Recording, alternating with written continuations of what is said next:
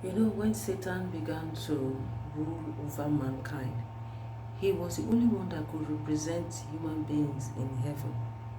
Two times, as was recorded in the Bible, whenever the sons of God gathered, the sons of God then were only referred to as angels.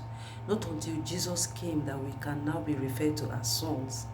But before the coming of the Christ, the sons of God were the angels. The first time was in the book of Second Kings and Deuteronomy, recorded it during the time of Ahab.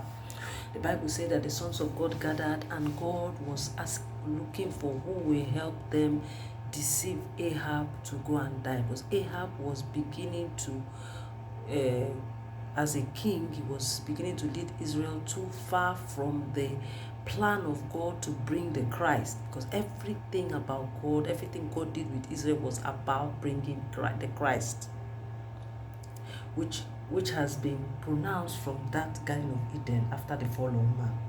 And Israel was a nation he chose that Christ would come through.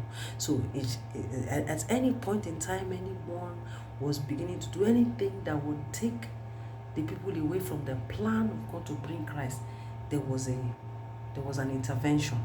So at that point, Ahab was beginning to take Israel far away from God's plan to bring the Christ, and there was a meeting in heaven. Whenever there was a meeting in heaven, you see that Satan was there because he was the representative of man. He was there as a lying spirit, and he won by suggesting that he would come upon the prophets of Israel as a lying spirit and deceive Ahab to go to war so he could die. Another time again was in the time of Job.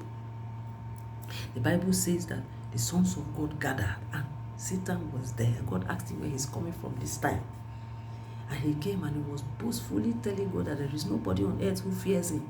Nobody on earth loves him. He should forget about mankind. Mankind is no longer under his power. Nobody, forget about his plan to save man, that there was nobody who feared him. God said, have you considered my servant Job? So every time the sons of God gathered, there was only one representative of man. It was the devil, Satan, because man had become his servant, his children. He was the father of mankind. He was a God. He still is the God of this world. There was a time in Revelation. If you look at Revelation chapter 12,